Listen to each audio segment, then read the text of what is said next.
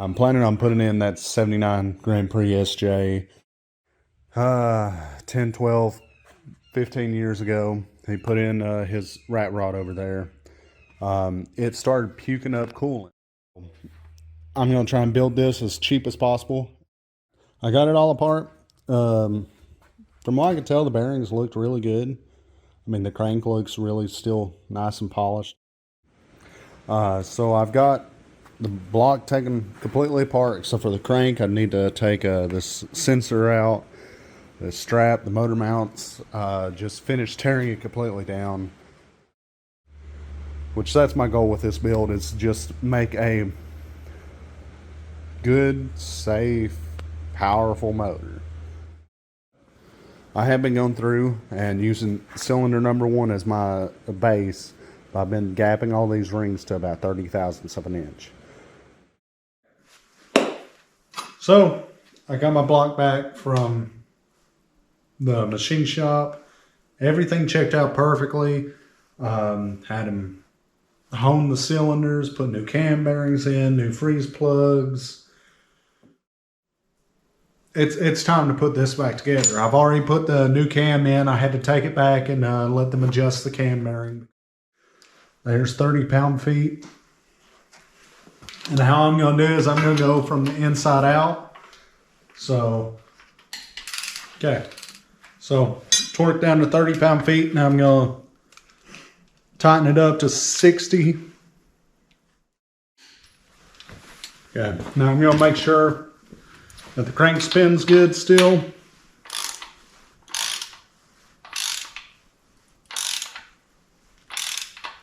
Oh yeah, perfect.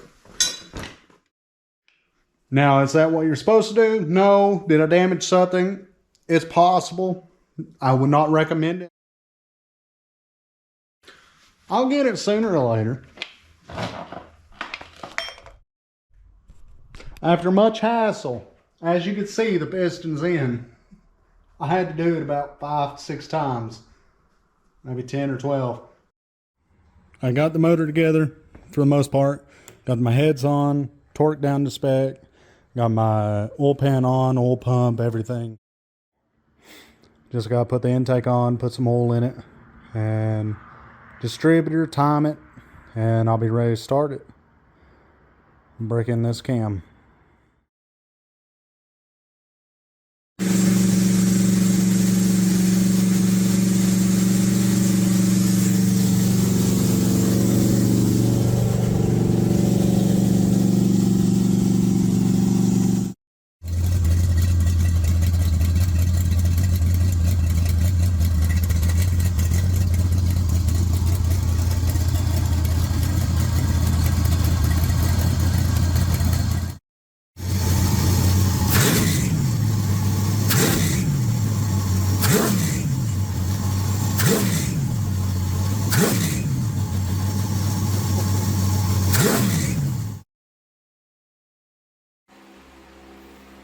Yep, that one's good.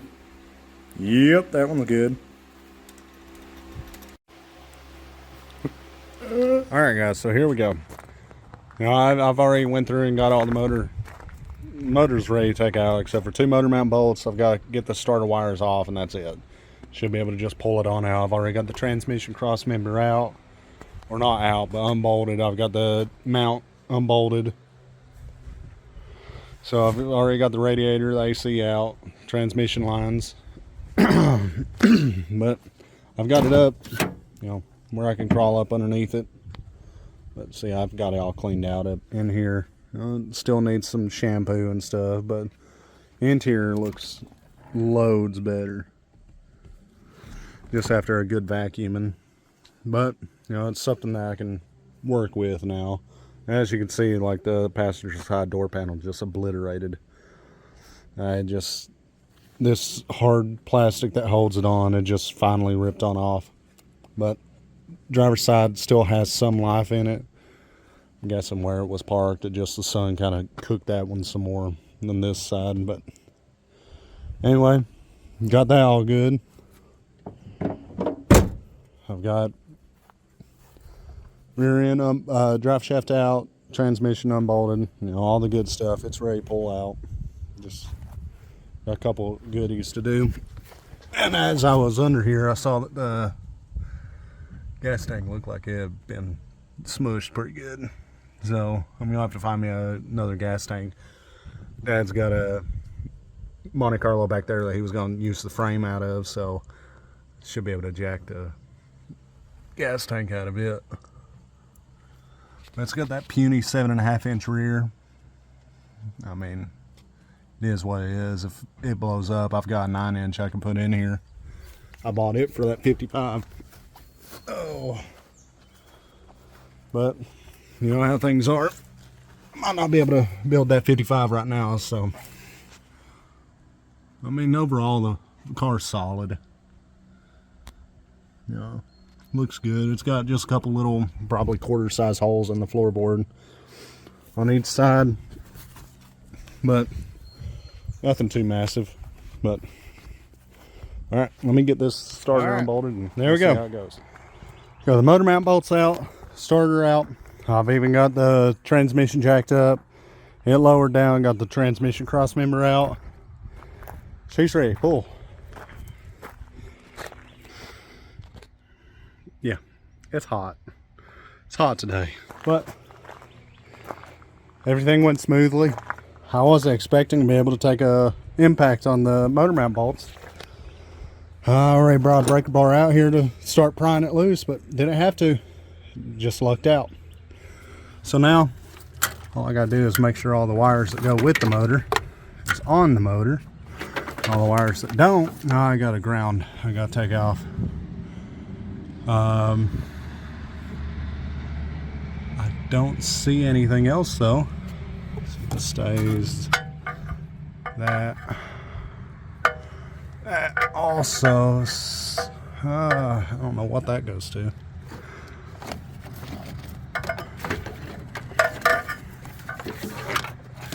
We'll just send it with the motor. How about that? So I've got that. There's a wire that goes across here that I need to figure out.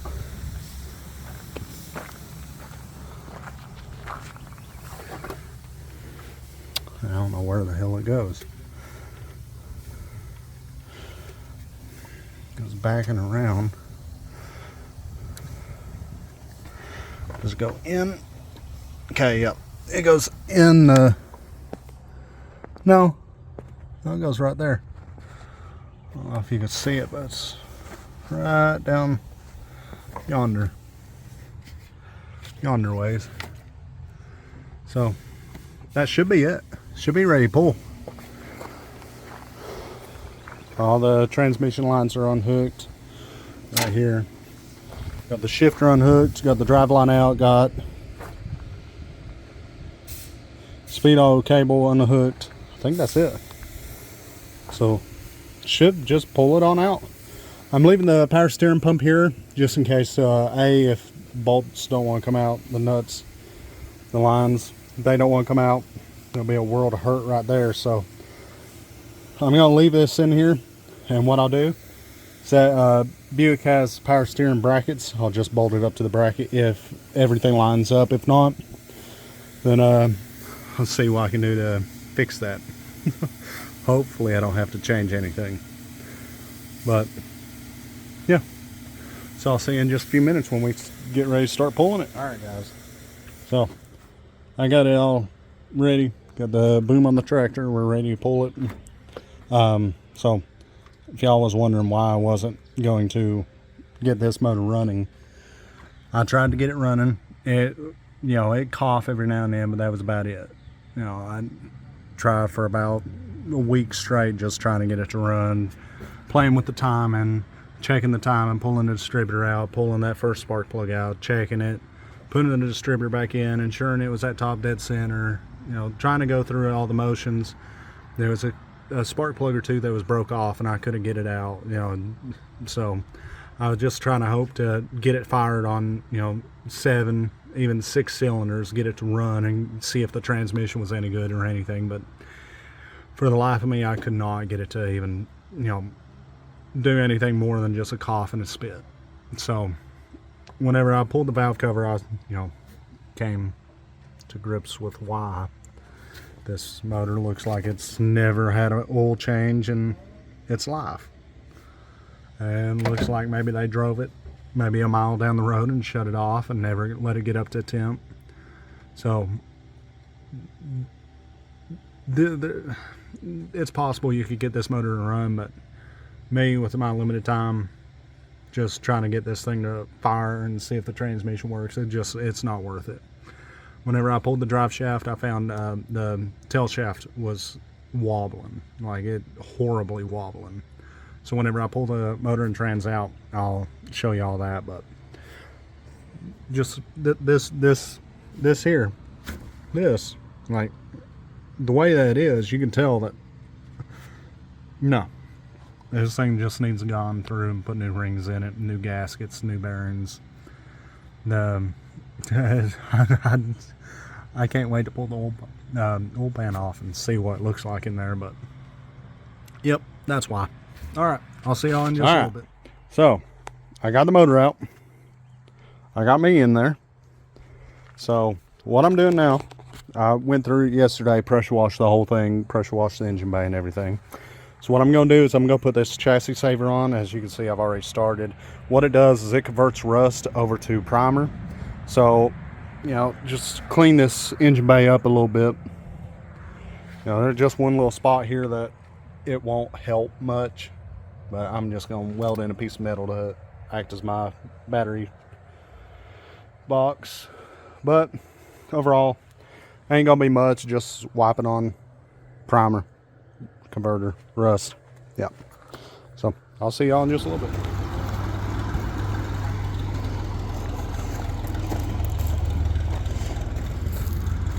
Come on.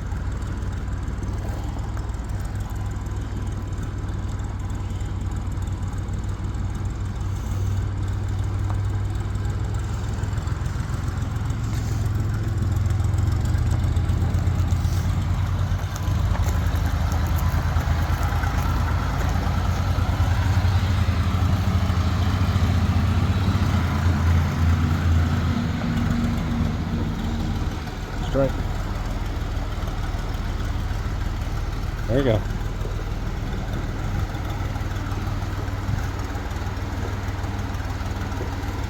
Yes.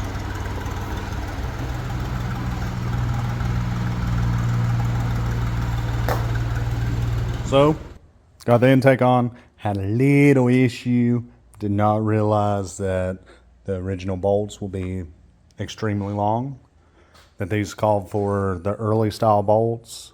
Apparently 72 to 76 had longer bolts for the middle, 4 bolts on each side. So I went ahead, found a way to tighten it all down and let the gasket all cinch down and tighten. Went to Tractor Supply, got some bolts, same thread, perfect, grade 8, perfect. You know, just go through, tighten them all down, you know, coat the threads with some oil. Everything will be golden. Hey guys, welcome back to 6 Speeds and Sceneries. You know, it's been a little while. Been busy, taking care of my daughter, doing things around the house. Yeah. So I haven't got to work on this much lately. I have put in new wheel bearings, wheel studs, new, you know, seal, new caliper, brake pads on the front. Same thing on the passenger side. Rear, I had new wheel cylinders ordered. Tried one on, didn't fit. You know, it would clip in. It's got that clip-in style, not the bolt-in style. And whenever you would clip it in, it still was loose and rattled around. So took that back to O'Reilly's. Got a couple rebuild kits ordered. And that took about a week to come in. So don't fret. Don't fret. I have done a couple things. Don't know if I showed y'all. I did get a gas can from a friend. He had a Bonneville, just parts car. Just gave me the tank, so I dropped the tank. Cleaned the outside, made sure the inside was clean. Just painted it. And yes, your eyes don't deceive you. That is matte and gloss, and matte and gloss, and matte, gloss, gloss, matte, gloss. I ran out of mat halfway through, so I had to finish it some way. But I went through, vacuumed all this out. I don't know if I showed you all that yet. There is a little rust hole up there by the rear seat. But, I mean, I'm fine with it.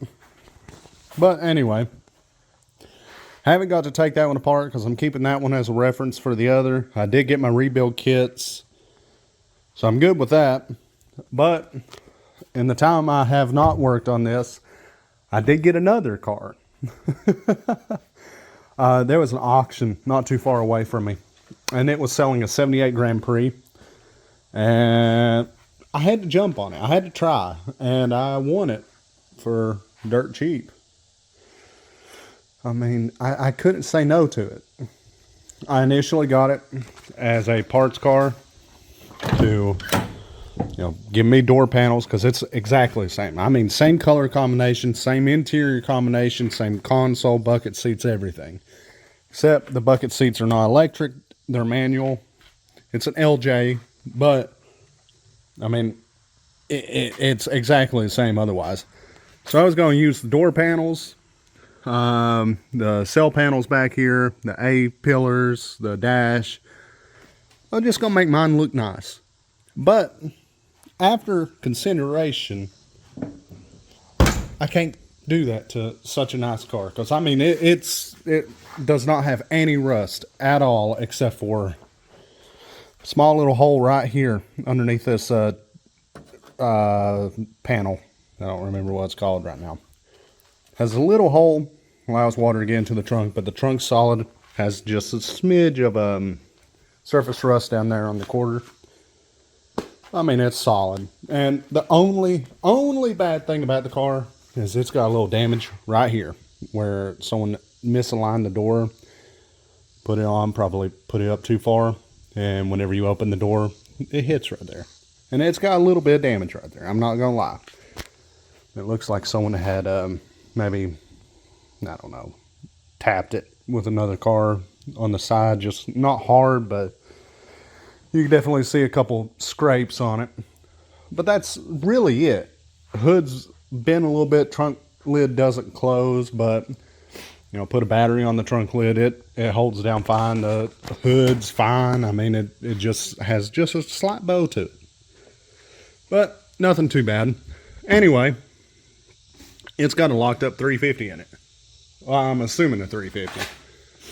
Ran the cast numbers. It looks like a mid-70s, truck 350. Maybe a 4-bolt main. That'd be nice, but can't tell. Transmission, I don't know what's going on with it. When we loaded it, it would roll forward, but anytime you would roll it backwards, the rear end's open, and one tire would spin one way, the other would spin the other, and it'd just skip. Like the transmission was still in gear or locked up or still in park or something. But it'd roll forward just fine. And it was a neutral. I made sure of that. So I don't know. I don't know what's going on with the transmission. If I do decide to keep it, which I'm still debating on, because that'd be a cool, one daily, one weekend. But if I do keep it, what I'll do is I'll put a rear main seal on my 350. And that's all this motor needs is a rear main seal. What I'll do is I'll also take it out and put some offset keepers in it, because I've got some 1/6 ratio rockers that I had in this motor, but it was busting out springs because just a hair too tight. So I can get some 50 thousandths offspring, 50 thousandths offset keepers for that motor. Run my 1/6 ratio rockers and have me a 350 T56. Put it in that car. I've got some A-body pedals over there in the corner from like a GTO or a Cutlass or Skylark, Chevelle, But I've got those pedals. Might be able to make them work. All I'd have to do is get a master cylinder and a slave cylinder and be able to bolt my motor and trans up into that car. And it'd be cool. It would be a fun daily. It'd be like my Camaro again. I do miss that Camaro sometimes.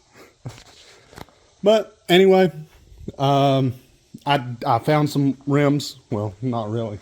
We've had these rims for a while. Came off of S10, same bolt pattern. They look great on this car. I mean, they're, I think 275s. Let's see. Yeah, 275 6015s. They look great on the rear. They give that stance what I want. You know, I want a,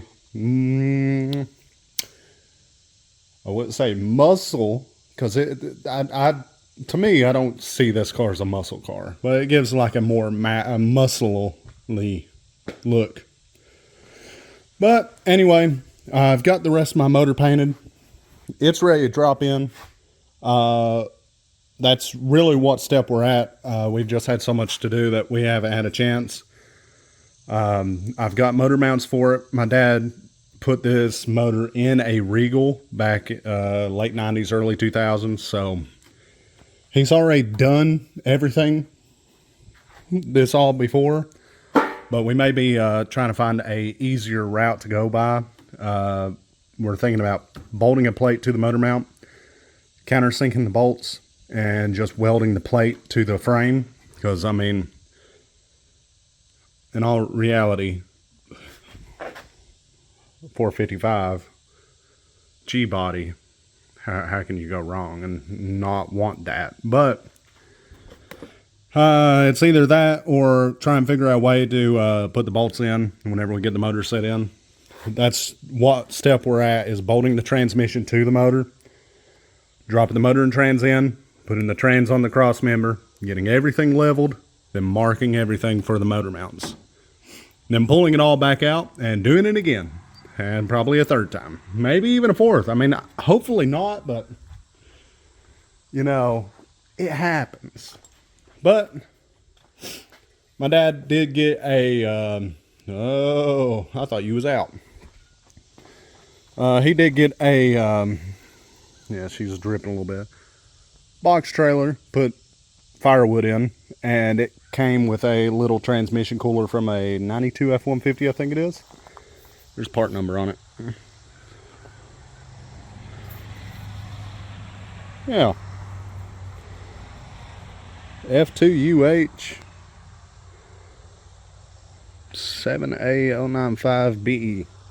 Yeah. Anyway, came from a 92 F-150 if I remember right. And I'm going to see, maybe this will be enough to cool that transmission, that turbo 400. Because the radiator I got, not enough. Because it ain't got no provision for a transmission. So we'll see how this one works. You know.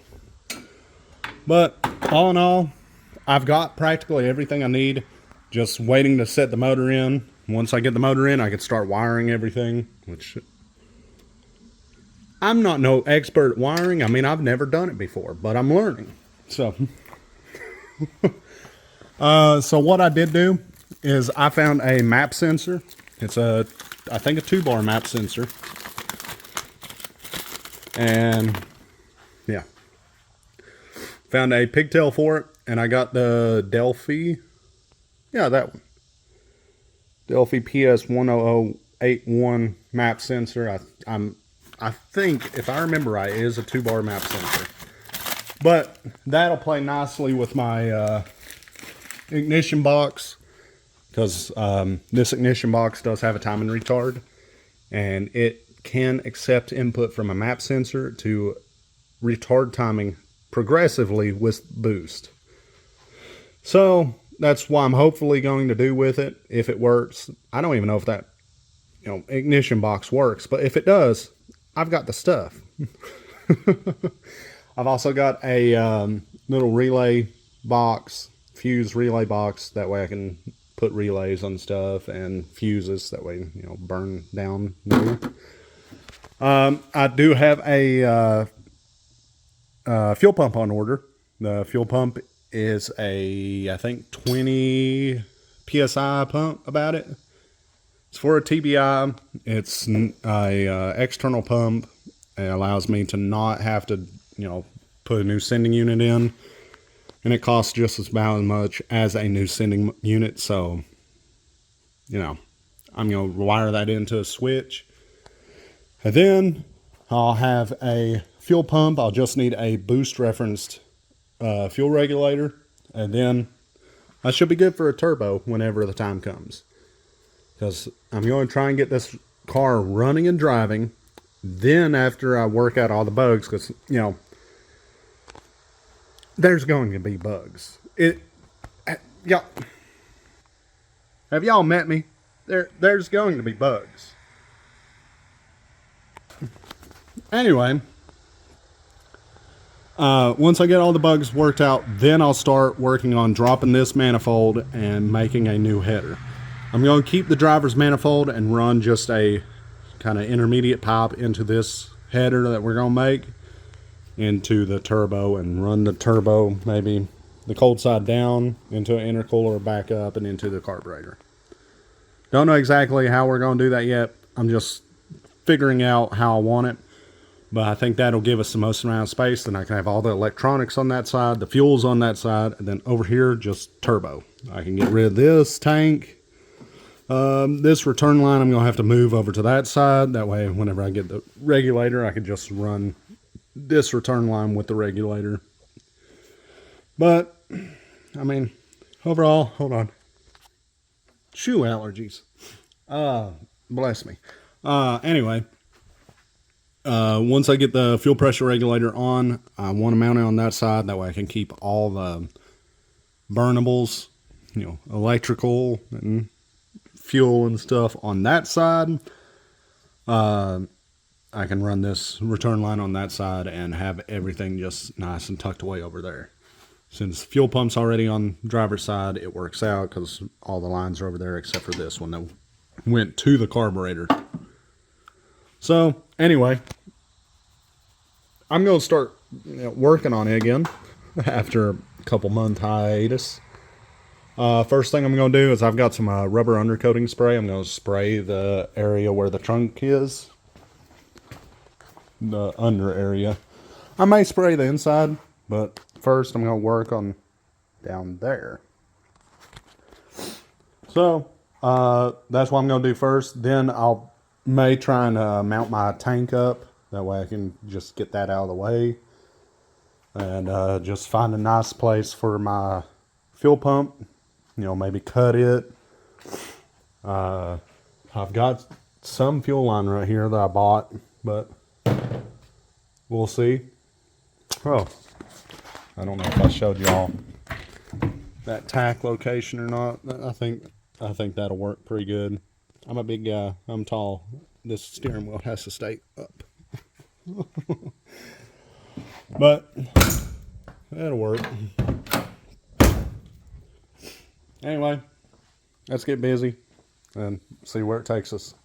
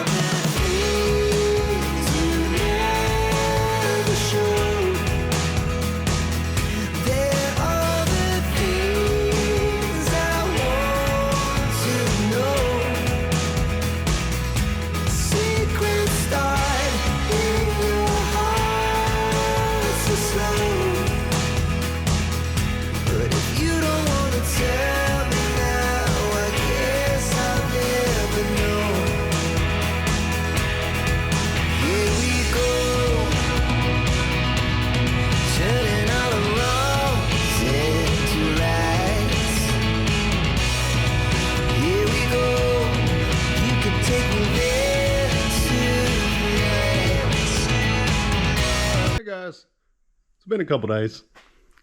Got the hose clamps off and put new ones on, or the hoses I should say. Everything worked fine until I started putting the fuel tank back on, and I kind of mix match the hoses. So I'm having to drop the tank. You know, the good part of not paying attention. But on the other side of that, I also got my oil filter relocation kit started, working on it, you know, to ease the tension between me and that fuel tank, because that was a struggle and a half.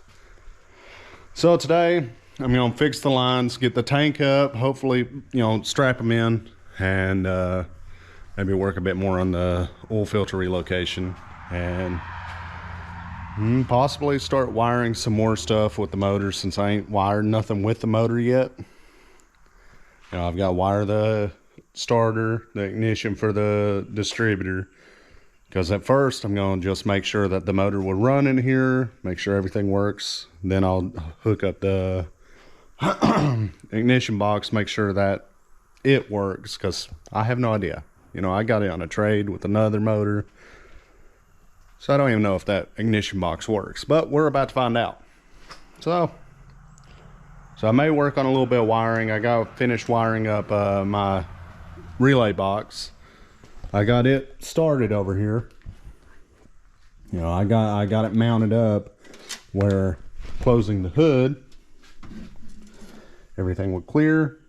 So if I do run a hood that has hinges, if I run a hood at all, that relay box is nice and safe. It's inside the hinge. I ain't got to worry about it, you know, hitting the hinge, not closing the hood or busting the relay box. So I just got to finish wiring this up, figure out where my wires should be going.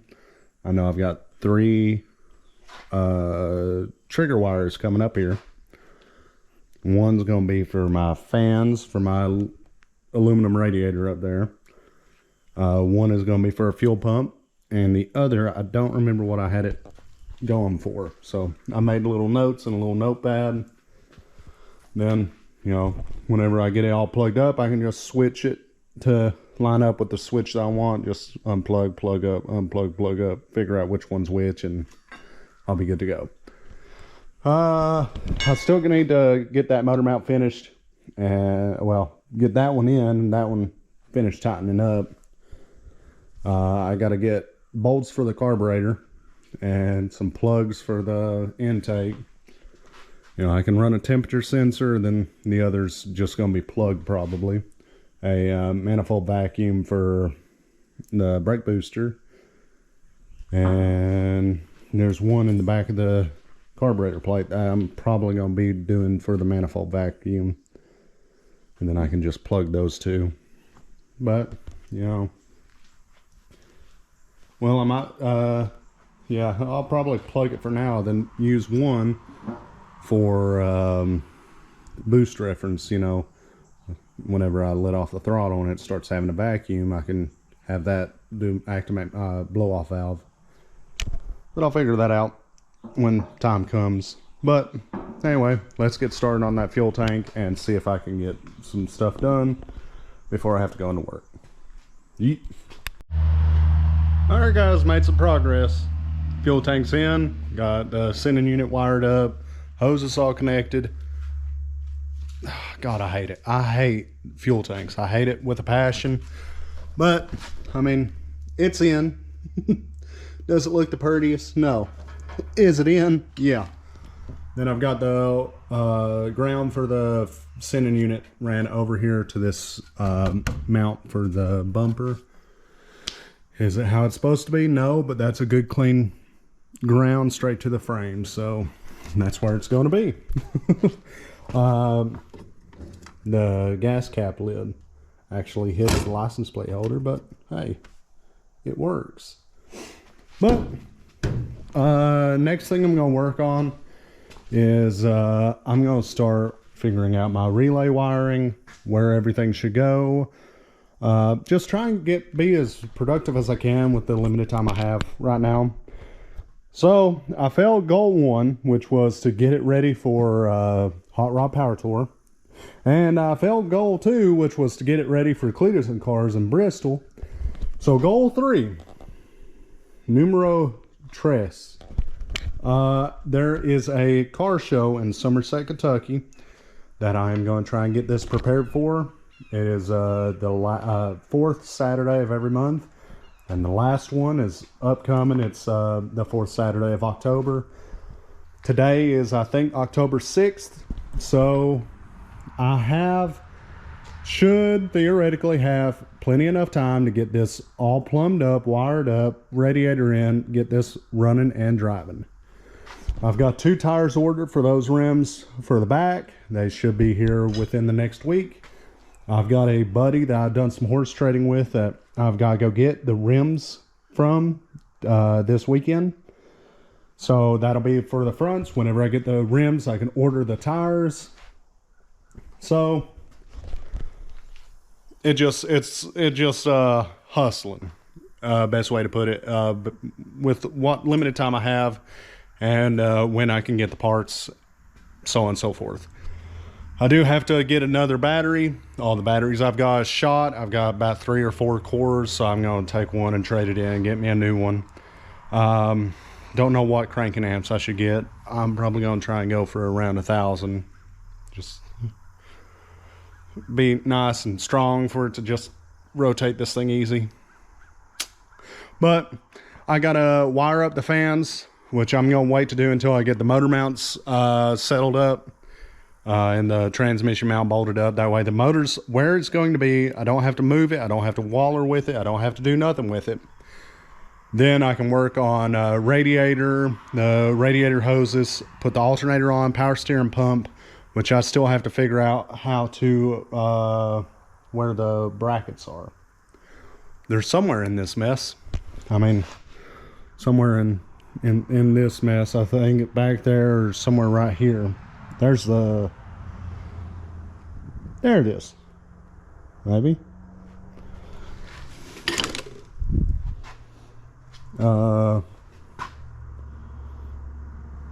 Yes, that is it.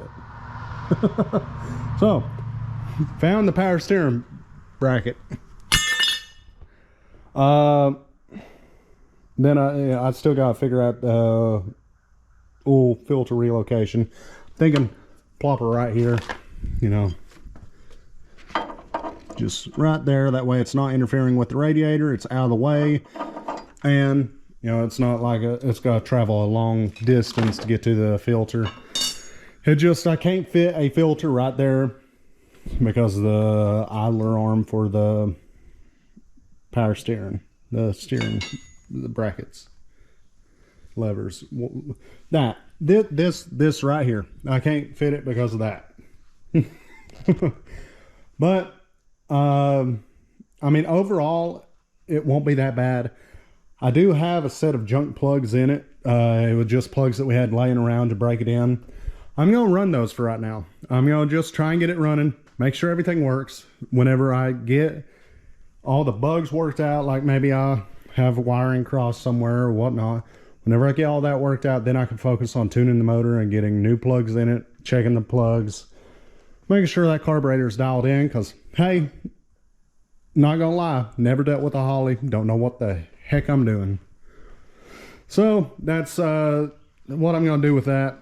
The distributor, I'm going to just wire it up like a regular distributor would and have the plug in right there. Then whenever I try this, I'm just going to unplug and plug it in here, plug in the module and the coil to the ignition box and see if everything works, because that makes me nervous, but that's cool. Rev limiter, hey, I've never dealt with that, so we're going to play around.